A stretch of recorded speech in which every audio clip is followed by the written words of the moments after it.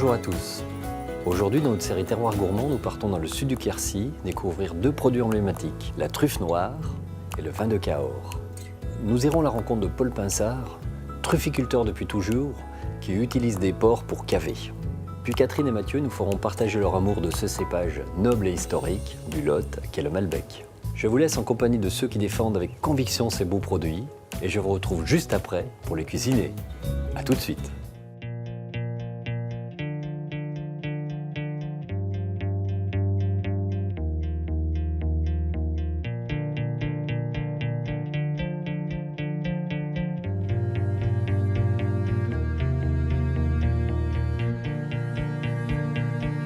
Au cœur du Lot, dans la région Occitanie, les causses, les vallées, les grottes et les gouffres fascinent l'homme depuis la nuit des temps, faisant de ces contrées un vivier de contes et de légendes. Le Quercy blanc et le Causse de Limogne s'étendent sur la partie sud du département et dissimulent dans leur sous-sol des trésors inestimables. La composition géologique argilo-calcaire rend ces terres propices à la culture de produits d'exception, qui font les lettres de noblesse de la région. Parmi eux, le Malbec, un cépage qui a donné naissance à bien des vins, traversant l'histoire notamment sous l'appellation de vin de Cahors. Appelé initialement le Côte, ce cépage emblématique du Lot se cultive depuis le 1er siècle et s'exporte partout dans le monde. L'autre pépite de ce terroir n'est autre que la truffe noire.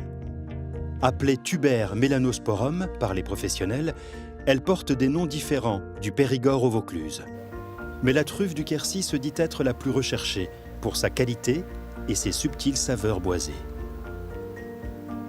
En ce jour de décembre, alors qu'une nappe de froid couvre la nature en hibernation, Paul Pinsard se prépare avec son compagnon de chasse pour partir à la recherche de la truffe. Il y a 40 ans, Paul s'installe près de l'Albinque avec son épouse. Dès son arrivée, il développe une véritable passion pour la culture de ce champignon noir.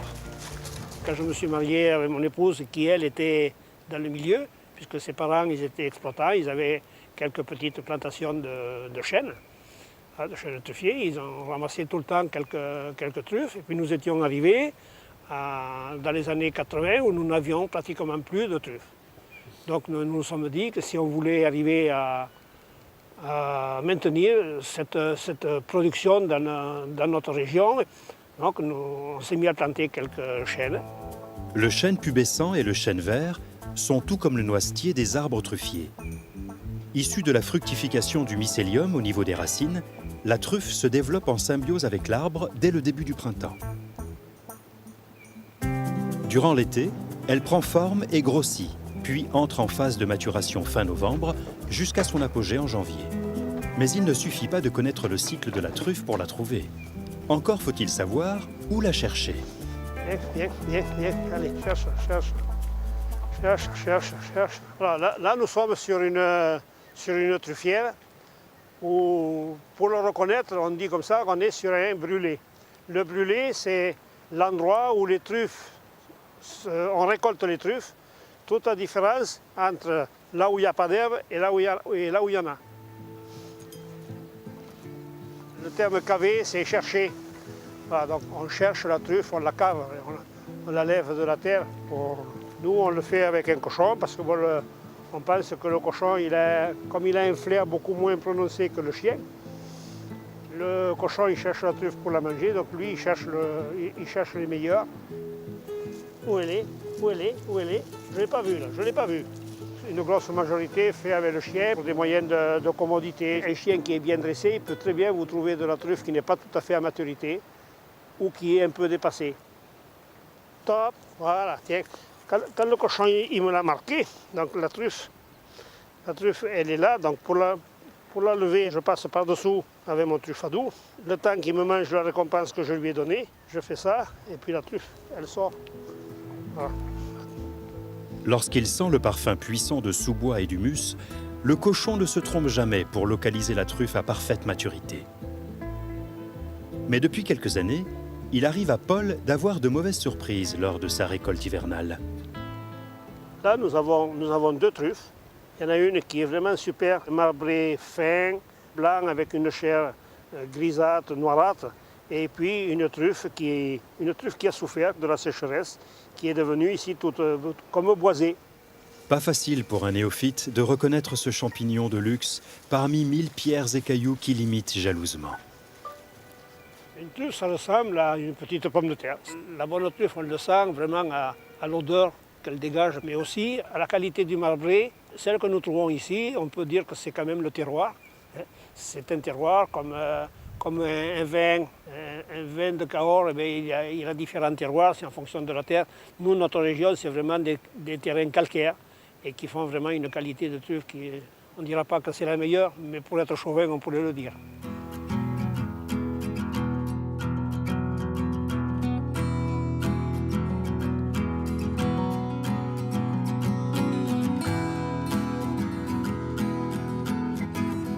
À quelques kilomètres de la ferme de Paul Pinsard, près de la vallée du Lot, est cultivé un compagnon gastronomique incontournable de la truffe. Comment ça va? Fraîchement. En 1999, Catherine Maisonneuve et Mathieu Cosse, deux passionnés de grands vins, décident de reprendre un domaine viticole de Malbec, avec l'objectif d'y élaborer un vin de Cahors digne des plus grandes maisons. Nos débuts ont été un petit peu compliqués parce que ni l'un ni l'autre ne sommes natifs de Cahors, ni l'un ni l'autre n'avons hérité d'un patrimoine agricole ou viticole. Donc on avait la foi, on était motivés, on avait de l'énergie, beaucoup d'énergie. Ça nous a demandé effectivement beaucoup d'investissement personnel, mais on est passionné de grand vin et notre objectif c'est d'apporter pendant notre court passage sur Terre une petite pièce à l'édifice des grands vins, essayer de faire quelque chose de beau. Ah ouais, Gérard, tu tailles les Brad Pitt et puis les moches, tu les laisses, quoi. Tu me les laisses. Grâce à leur amour de la nature et leur passion commune, après quelques années de travail difficile et beaucoup d'obstination, le binôme régénère son vignoble tout en rééquilibrant l'écosystème naturel des sols. Alors ça, c'est un pied qui me plaît. C'est vraiment le pied idéal comme on essaye de restructurer tout le vignoble. C'est-à-dire on recèpe, ça s'appelle recéper tous les pieds pour avoir à nouveau des trajets de sève qui permettent une bonne alimentation de la vigne et donc derrière des raisins équilibrés. Il y a aussi le fait qu'il faut que la vigne soit bien alimentée. Et cette alimentation, elle se fait notamment grâce aux herbes qui poussent et qui sont des liens entre les racines de la vigne et les racines de ces herbes. Voilà. Catherine et Mathieu pratiquent une agriculture biodynamique, un encouragement de la vie organique au pied de la vigne. À travers une symbiose racinaire avec la flore sauvage, la plante s'alimente en vitamines, s'enrichit en saveurs délicates et développe ses défenses naturelles. Le recours au traitement chimique n'est alors plus nécessaire. C'est vrai qu'il y a 10 ans, quand on est arrivé, c'était verdun, il n'y avait pas un insecte, il n'y avait pas de flore, il n'y avait rien du tout. C'est plus long et plus laborieux sur des sols à pH basique, sur des sols calcaires qui sont des sols fragiles, de laisser se réimplanter une flore naturelle qui va communiquer avec les racines de la vigne. Alors là, il y a un truc extraordinaire, c'est l'exemple le plus flagrant, c'est-à-dire que nous, on a beaucoup d'oiseaux ici, et il y a un oiseau qui est venu planter au pied de la vigne un chêne, quoi. Je trouve ça...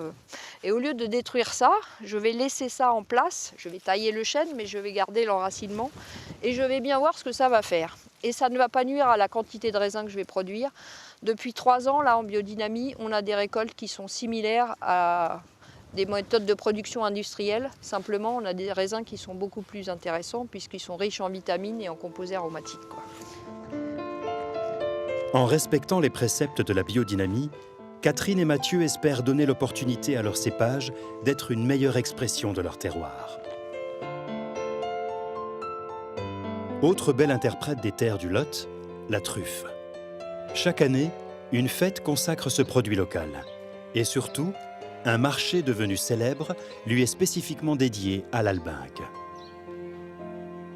Lors de ce rendez-vous hebdomadaire, un artisan local propose également aux visiteurs de déguster la fameuse truffe. Cette semaine, c'est au tour de Patrick Marty, artisan fromager à Cahors, de présenter l'une de ses recettes, le brie truffé. Le brie s'accorde parfaitement avec la truffe, simplement parce que déjà il a ce parfum un peu de champignon, le brie. Quand vous sentez un brie, vous allez avoir une impression de champignon dessus. Le brie n'est pas un fromage trop fort, c'est-à-dire qu'il ne va pas casser le goût de la truffe. Dans son arrière-boutique, Patrick dévoile les coulisses de cette association de saveurs. Pour faire un brie à la truffe, il faut le partager en deux déjà, préparer une farce à base de mascarpone et de brie à Savarin, couvrir les deux parties du brie à part égale avec la farce qu'on a préparée, trancher les truffes très fines. J'ai essayé avec d'autres fromages que le brie, le reblochon, le Mont d'Or, les rocamadours aussi. Sur le Mont d'Or, ça n'apporte pas grand-chose. Sur le rocamadour, moi je suis un peu gêné par le goût du chèvre. Personnellement, je pense que pour mettre en valeur la truffe, le brie est quand même le meilleur fromage. Pour terminer, Patrick répartit de fines tranches de truffe entre les deux parties du fromage. Quelques jours de repos pour permettre au brie de s'imprégner de son invité d'honneur. Et voilà, on va le rentrer au frigo. Et le jour du marché aux truffes, il peut alors généreusement ravir les papilles des passants curieux et des acheteurs potentiels. Le fait d'être présent sur le marché permet aussi aux futurs clients de se rendre compte qu'on est sur le marché justement pour acheter ces truffes-là et qu'elles ne viennent pas d'ailleurs. Le marché aux truffes de l'Albinque a lieu tous les mardis de début décembre à mi-mars. Unique en son genre, c'est le seul marché où les trufficulteurs exposent leurs produits aux potentiels acquéreurs, des particuliers comme des professionnels. Paul Pinsard a pris place aux côtés de ses confrères. La vente démarre à 14h30 précise. Il y a 20 ans, ce marché n'existait pas tel qu'il est là aujourd'hui. Depuis une vingtaine d'années, il s'est ouvert beaucoup aux particuliers. C'est les particuliers qui viennent beaucoup acheter. Ils ont la possibilité d'acheter 100, 200 grammes, 300 grammes de truffes. Alors qu'avant, c'était beaucoup les courtiers qui venaient, qui achetaient.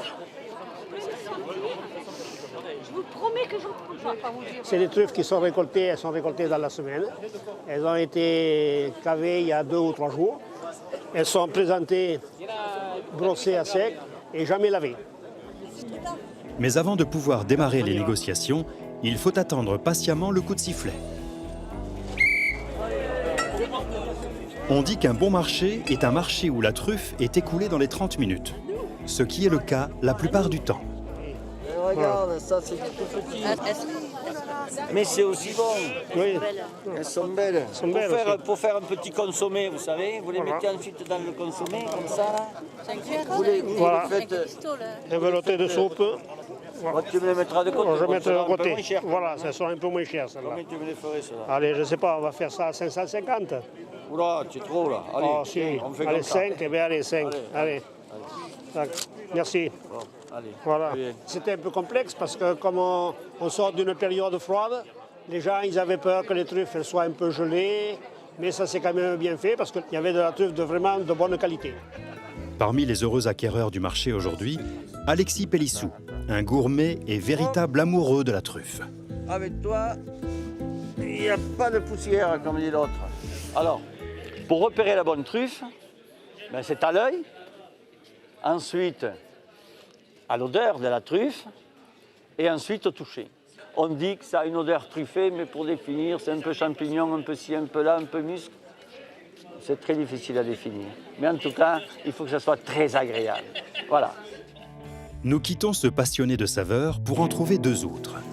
Mathieu Cosse et Catherine Maisonneuve se réunissent aujourd'hui au Chai pour surveiller l'élevage de leur cuvée à travers leur petite séance de dégustation habituelle.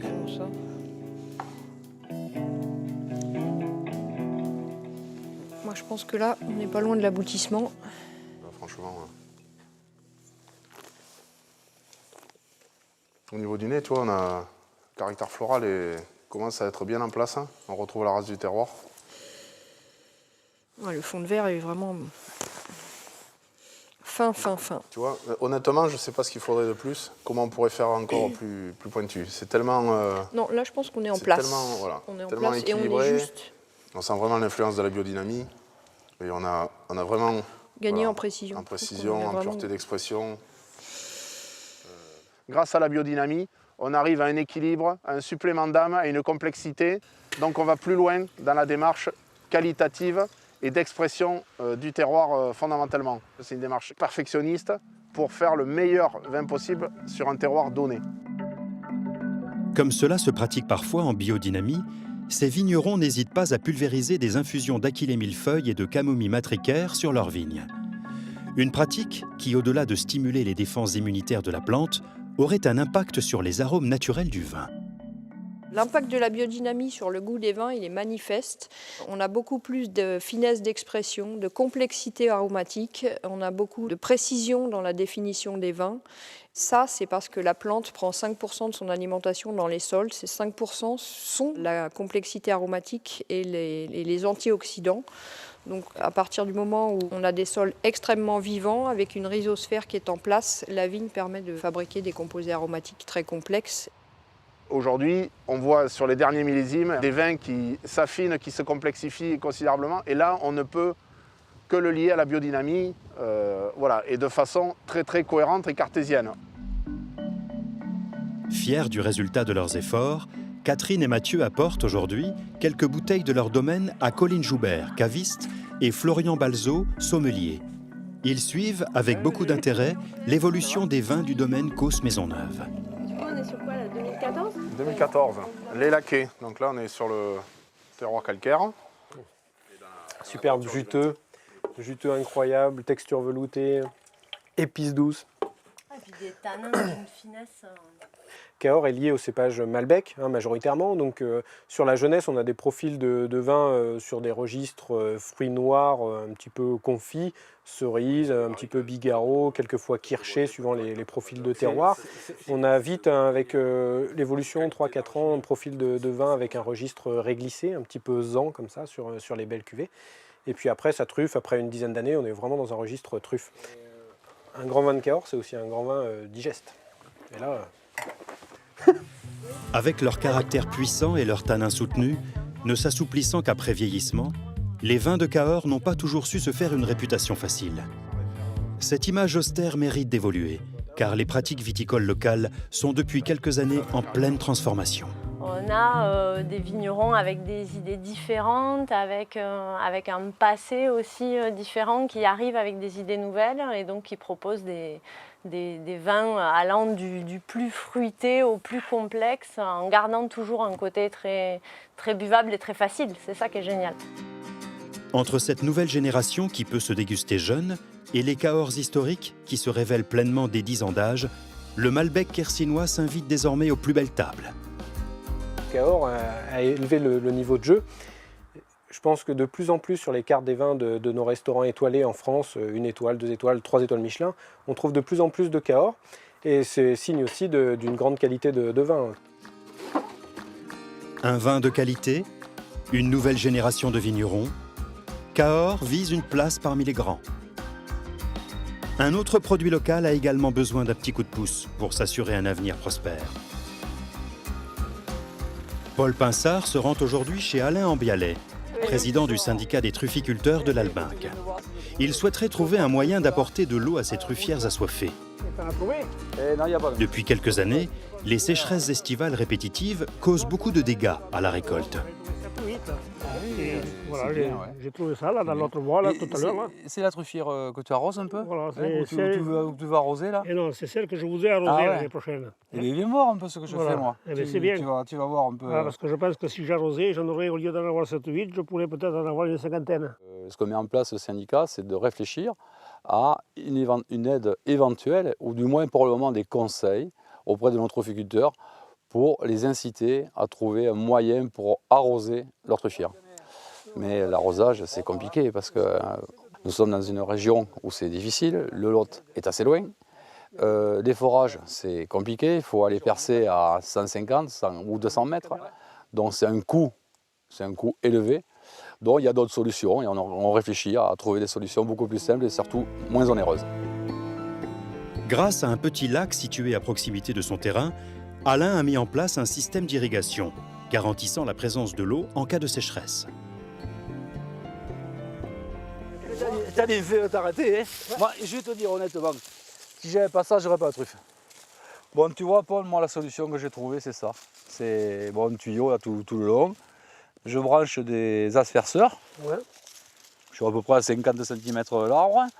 Et cet asperceur me permet d'arroser comme de la pluie, tu vois. Et je fais environ 2 mètres autour de l'arbre. 2 mètres de rayon. Ouais, et donc ça me permet de... Là où sont les truffes, je les arrose. En tant que responsable syndical, Alain a récemment déposé une requête auprès de la région afin d'aider les trufficulteurs à mettre en place des systèmes d'irrigation.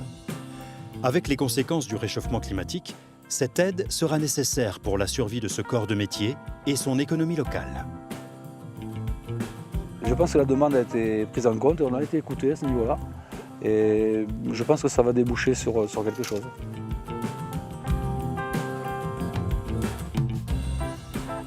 Tout comme les trufficulteurs, les vignerons locaux se mettent en action pour défendre les intérêts de leur appellation. Catherine Maisonneuve et Colline Joubert se réunissent avec d'autres professionnels du vin pour penser l'avenir du vin de Cahors pour ces 10 prochaines années. Alors, premièrement, l'origine du Malbec depuis 800 ans, c'est la France. J'aimerais déjà que ça soit reprécisé. En fait, l'appellation Cahors est un petit peu dans une situation de tectonique des plaques. C'est-à-dire qu'on est historiquement, géographiquement associé à Bordeaux. Mais de plus en plus, on a une autre plaque qui vient choquer cette plaque bordelaise, c'est celle de Bourgogne. Et finalement, il y aura peut-être l'émergence d'un modèle de Cahors, inspiré des 2 autres modèles, mais de Cahors. On propose 3, 5, 10 Cahors, Cahors Albas, Cahors ceci, Cahors cela, avec des identités très marquées. Tu vois ce que je veux dire? Pour moi, Cahors, c'est une appellation que je voudrais voir et que je ferai tout pour que ça soit ça. Au même niveau que l'appellation Pomerol, au même niveau que la Bourgogne, parce qu'elle a les terroirs pour ça. Enfin, c'est mon ambition. Et je pense que c'est l'ambition du collectif de toute façon. Voilà. À Cahors. À Cahors. Catherine, Mathieu et les trufficulteurs comme Paul vouent une véritable passion à leur terroir. Ils ont choisi de consacrer leur vie à ces produits les plus nobles, contribuant ainsi à leur rayonnement en France comme à l'étranger.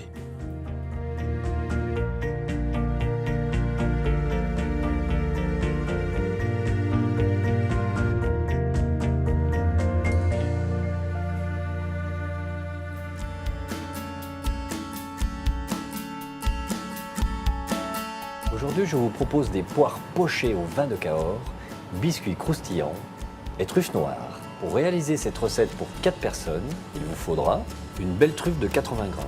Pour les poires pochées, 450 g de sucre, 1 litre de vin de Cahors, 250 g de pulpe de cassis, une gousse de vanille, 4 poires conférence. Pour le biscuit croustillant, 80 g de beurre pommade, 40 g de sucre glace, 75 g de farine, 5 g d'anis vert, 2 g de sel fin, 2,5 g de levure chimique. Dans une casserole, versez le vin et le sucre, faire chauffer. Laissez bouillir quelques minutes, ajoutez la pulpe de cassis et la gousse de vanille grattée au couteau. Laissez infuser 20 minutes, puis passez au chinois. Épluchez les poires, les plonger dans le sirop de vin. Cuire un petit frémissement pendant 20 à 30 minutes. Au terme de la cuisson, les poires doivent être fondantes, légèrement translucides et colorées. Les retirer du feu. Coupez la truffe en bâtonnets de 0,5 à 3 cm de long et piquez les poires refroidies avec ces derniers. Mettre au frais au moins 1 heure. Il est important de ne pas conserver ces truffes à l'air libre. L'idéal est de les conserver dans une boîte hermétique, fermée au réfrigérateur et si possible avec un linge humide dessus. Pour terminer, faire réduire le sirop afin d'avoir un coulis sirupeux. Pour les biscuits croustillants, dans un saladier, réunir tous les ingrédients ensemble. Le beurre pommade, le sucre glace, la farine, l'anis vert, le sel et la levure. Mélanger et former une boule. Étaler au rouleau sur une épaisseur de 1 cm environ et détailler des cubes de 1 cm de côté. Les déposer sur une feuille de silicone, enfourner dans un four préchauffé à 180 degrés pendant 12 minutes. À la fin de la cuisson, sortir la plaque du four et glisser la feuille de silicone sur le plan de travail afin que les biscuits refroidissent. L'anis se marie très bien avec les desserts, et notamment avec le vin de Cahors. Et tout de suite là, on imagine un vin chaud, un vin épicé. Pour le dressage, pour chaque poire, découpez une belle tranche pour laisser apparaître les morceaux de truffe. Gardez une partie assez épaisse pour qu'elle tienne debout et les déposer harmonieusement dans l'assiette. Tremper un cercle dans le sirop de vin et faire un rond autour de la poire. Déposez des cubes de biscuits croustillants et si vous avez quelques fleurs, ajoutez-les. Je vous souhaite une excellente dégustation et je vous dis à très bientôt.